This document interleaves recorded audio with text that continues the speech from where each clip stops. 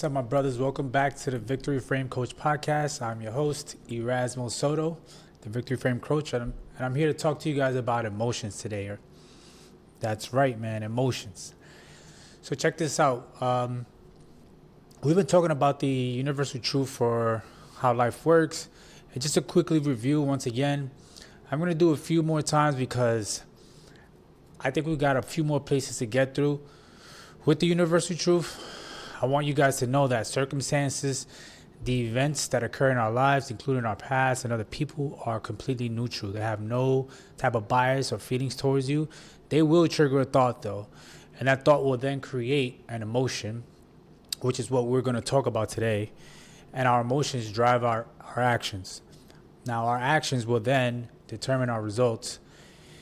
And it's the law of cause and effect, right? Every action we take will determine a result. And that result will become evidence for the original thought that we once had about that circumstance. So the big thing here is about the universal truth is that circumstances are outside of our brain, outside of our realm of control, and they really don't matter. Anything that happens, any type of circumstance, whatever somebody says or does, whether it happens now, whether it happened in the past, is completely neutral. You get to make it mean whatever it is that you want. And once you're able to hijack that process of the universal truth at the point of thought, you are creating your own result. Now, the model, which is circumstance, thought, emotion, action, result, it's what I teach to my clients and myself about the universal truth. And the model is taking those 5 components of the universal truth and plugging in logically exactly what happens. So a circumstance happens. What do I think about that circumstance? What do I make it mean? What does that make me feel? How does that make me feel? What does that emotion make me do? What action does it drive or inaction? Sometimes emotions create an action. And then what does that action create in my life? What result do I get in my life based off that action? That is the model. It's 5 components to that model. Now today we're going to talk about the component of emotion. Last week we spoke about thoughts. Today we're going to talk about emotions. Now I'm going to start with what emotions are, guys. Now I'm not a scientist, but I do believe in science. And there's a lot of science mixed in with my own experience and my coaching. And emotion is not just some energy bouncing around in the universe. In fact, it's all about circumstance. What's happening out in the universe is circumstance. That's all molecular, all cellular energy. And emotion is literally a molecule that happens and is released from the brain and it goes into your body. And what it does, it attaches itself to the cells of our bodies. And when it attaches itself to the cells of our body, it unlocks a cell. It kind of opens the membrane. And the membrane is like an eggshell around an egg. It's the outer coating that keeps the liquid cells together, and it unlocks that membrane and it goes into the cell and then it changes the cell. So it makes it move and dance and vibrate. So whenever you feel an emotion, you always have that feeling in your body, in your skin. And whatever that movement is, whatever that vibration is, occurs at the cellular level, and it's what we feel as an emotion. So emotions and feelings are the same thing. We can use it interchangeably, but I prefer the term emotion because an emotion is really what we call the feeling. The feeling is what we feel in the body. The emotion is what we name it. So an emotion is just like a cellular change in the body. That's it. It's a physiological change at the cellular level in the body, nothing else. However, it is our emotions that really make life feel awesome, or make life feel horrible and terrible like it has in the past for many of us. Because how impactful emotions are, we really avoid negative emotions. And we really seek out pleasurable emotions all the time. Let me just make a very quick distinction for you guys between emotion and sensation. Now, an emotion is something that starts in the mind, in the brain, and is created by thought. So we have a thought that occurs in the brain, and then that thought releases a molecule into the body that will create an emotion. That will create a feeling. A sensation is the opposite. So it starts in the body, and then it moves up into the brain. So things like hunger or thirst, or how we gauge temperature, whether I'm warm or cold, physical pain, this happens in the body first. It happens as a sensation in the body, and then it's sent to the brain and says, oh, that's pain. Oh, I'm cold. Oh, I'm hot. Oh, I'm hungry. So that's the difference. An emotion starts as a thought.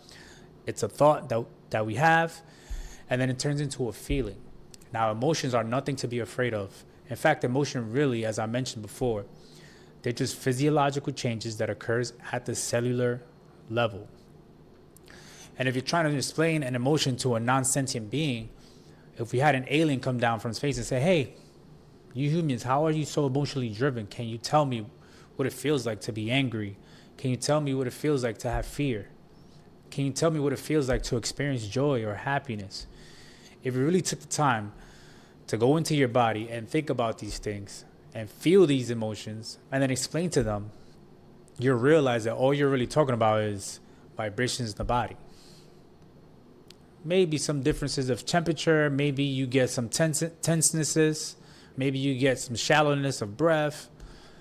But depending on the emotion, maybe you stand more upright if you're feeling more confident, or you start to shake a little bit if you're feeling a little nervous or afraid. But really, it's just happening in the body. It's just your body undergoing some sort of physiological change. Now, that being said, emotions are nothing to be afraid of. They're so important for life. In fact, in my opinion, they are what life makes feel like awesome or great. Because everything that we want in life is always going to be based on an emotion. We think that it's going to be based on that one thing. But it's not the one thing that drives us. It's the emotion that we want when we get it. Right? Is the emotion that we think the object is going to deliver to us. So you may say, I want $1 million in my bank account. But having $1 million in your bank account is just sitting there. It's just data. It's just $1 million. It's just numbers on a computer screen. It's nothing else. The reason why you want $1 million is because of that emotion you think you're going to feel when you have that in your bank account, whether that emotion is safety, security, happiness, joy, or whatever it is. You're driven by the emotion that you're going to feel when you have that object. The job you want, the woman you want, the car, the house, the money.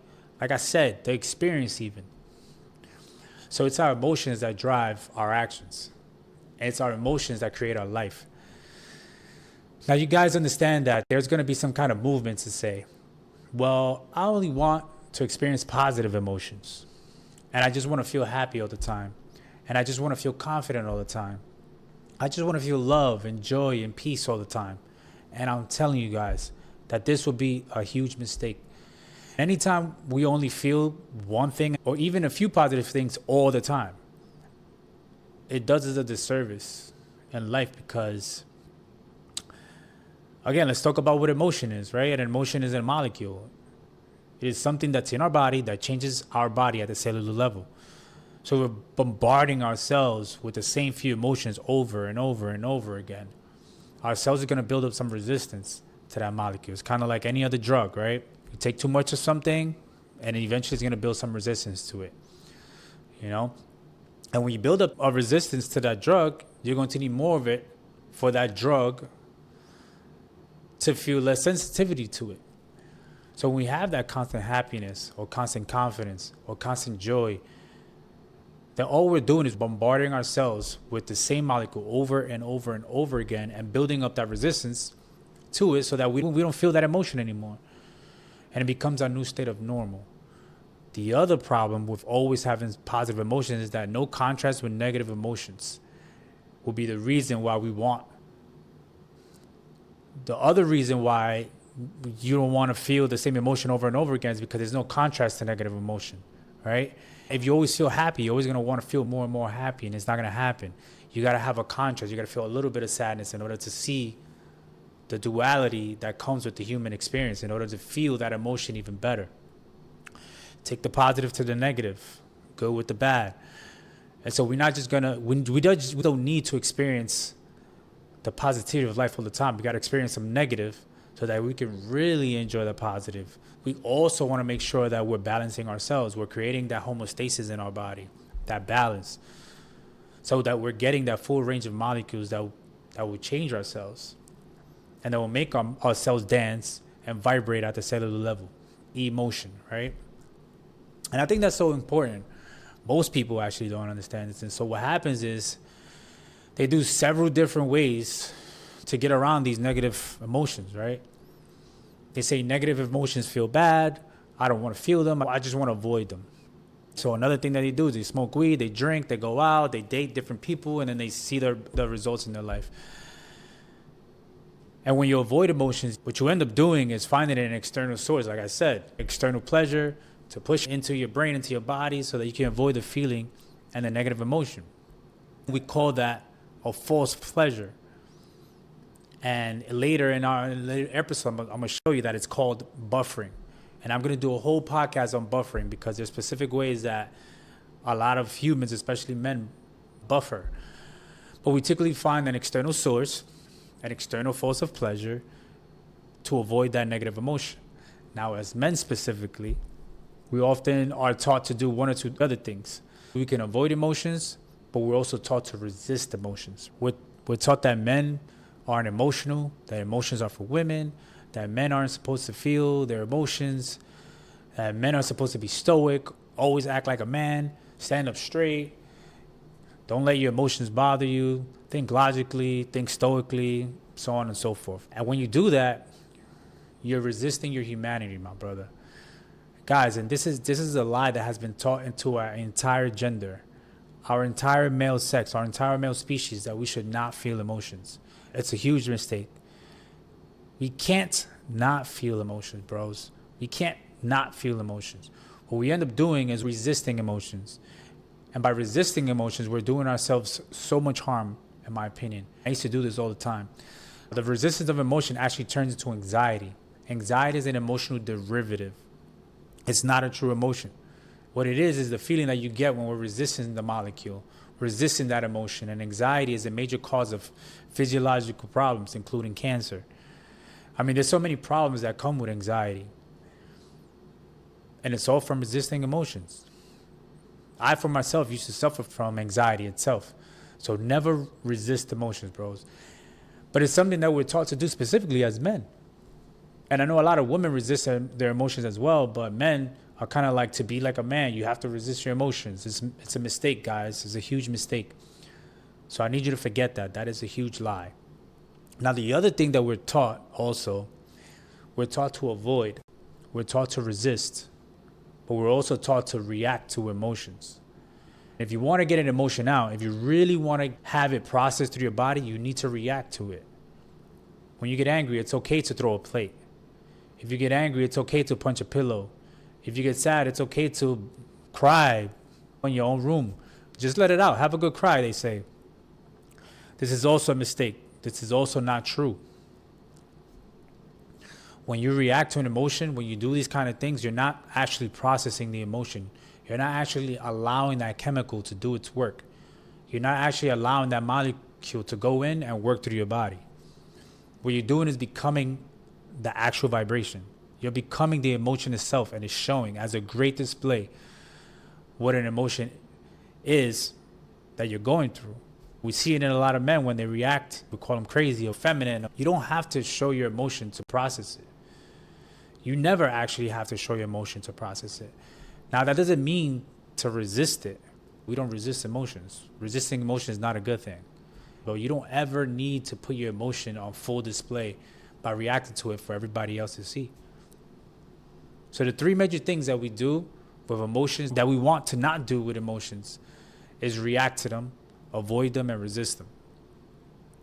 What we want to do instead is just process them. And all that means is allowing that molecule, that chemical to go through your body, to do what it has to do, the physiological change to occur in your cell, and then let it pass. Because it will pass. You ever heard that term, this too shall pass? This is what it is. Because when that molecule reacts in our cells and it vibrates in our cells, the cell will do its thing. It's going to go through its little change. You're going to feel it in some part of your body, and then it's done. And then it's gone. And then when it's gone, we can move forward. So we want to learn how to process that emotions. We want to learn how to feel them. We want to learn how to process them. And the reason why we want to do that is because What we're going to talk about on the next podcast, which is about, you know, emotions driving your actions that determine our results, right? That's the law of cause and effect. We choose our thoughts to create our emotions, and then we deliberately process and feel our emotions to get the actions that we want to have. Now that, my brothers, is the big difference between a guy acting in his beta condition and another man acting in his alpha condition. Let me explain this to you. There's no such thing as beta and alpha men. There's such thing as beta and alpha mindset. Now, guys in the beta mindset believe that their emotions come from their circumstances. They believe that something happens, somebody says something, somebody does something, or something in their past has created an emotion in them. So somebody says something and then boom, they jump into anger. And all of a sudden they're angry because of what that person said or did. And believe me, that used to be me all the time. But that's completely wrong. That is a man thinking in his beta mindset. That is archaic thinking. It's caveman thinking. Now, the person in the alpha mindset, the way I redefine the term alpha, is a person who's mentally and emotionally responsible, who recognizes that somebody can say something and I don't need to get angry about it. I don't need to be emotionally attached to it at all. They can say something, and what they say is on them. That has nothing to do with me and everything to do with them. I can think anything I want about it, and I choose my thoughts to create the emotion I want to show up in that relationship, whether it's a friendship or a partnership. If my boss says something about my work, I don't have to take it personally and make it mean anything about me.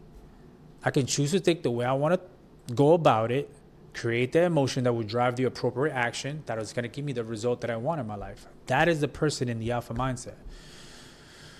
The person in the alpha mindset is a deliberate, conscious thinker. And now you're asking, why is that important? Why is the change in definition important? It's important because if our thoughts cause our feelings, and it is true, our thoughts really do cause our feelings, I want you to consider how much pain some of these quote unquote positive thoughts have brought into the world. I mean, they seem like positive thoughts, right? Like parents should be kind, parents should provide a loving upbringing to their children, people should live, there shouldn't be any hate shouldn't exist, people shouldn't hurt each other.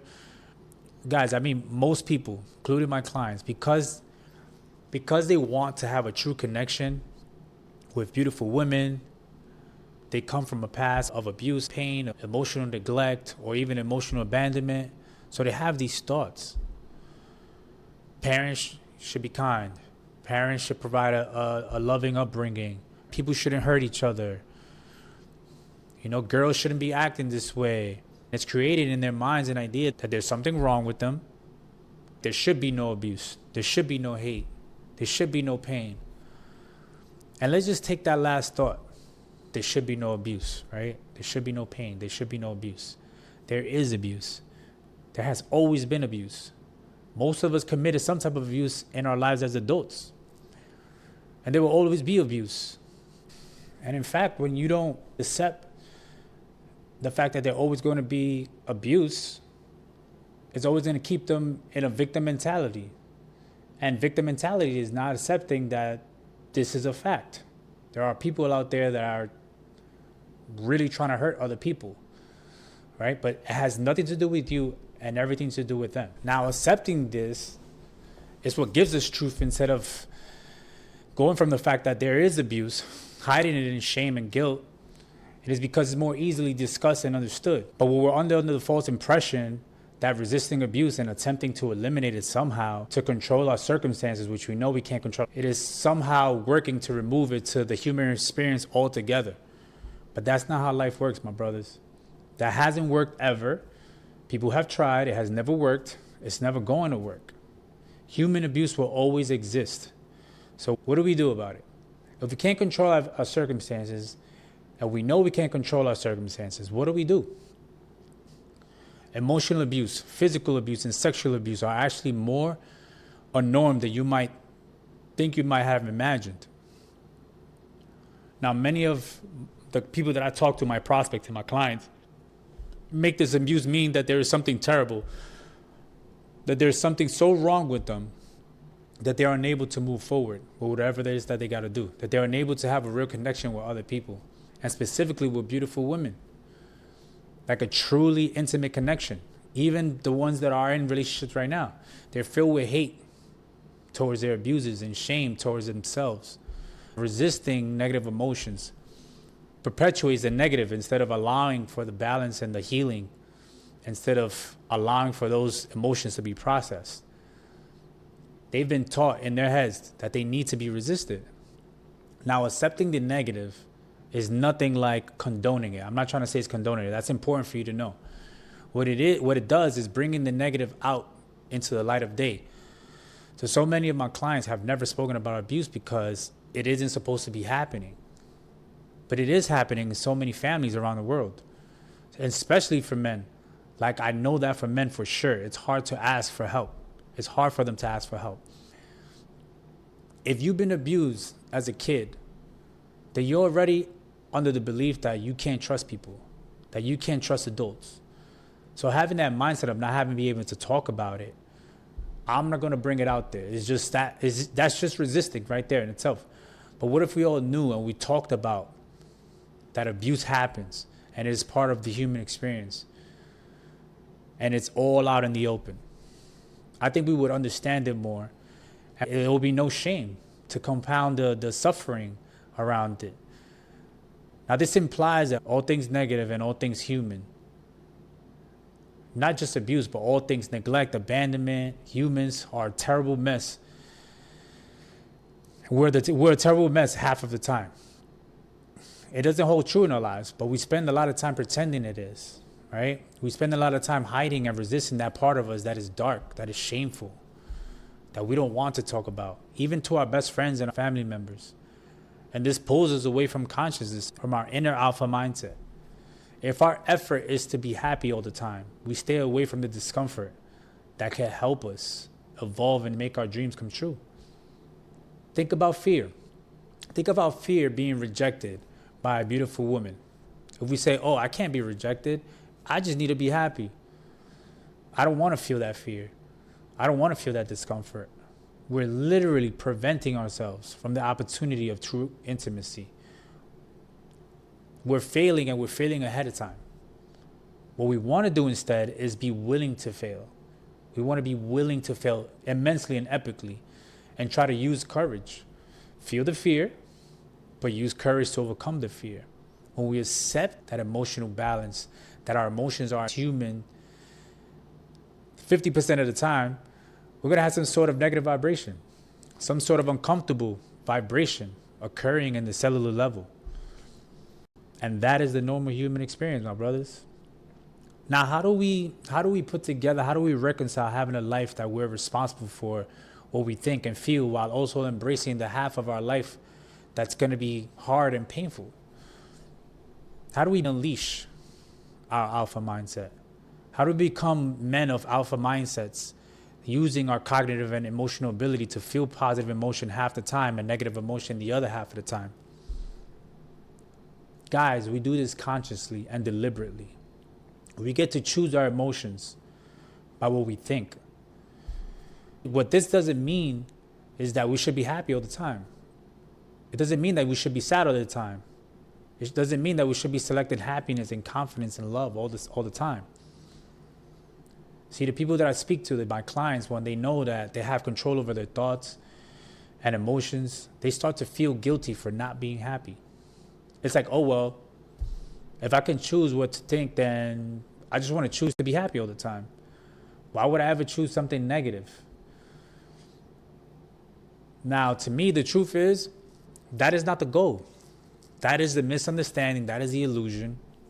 That is what men in the beta mindset think.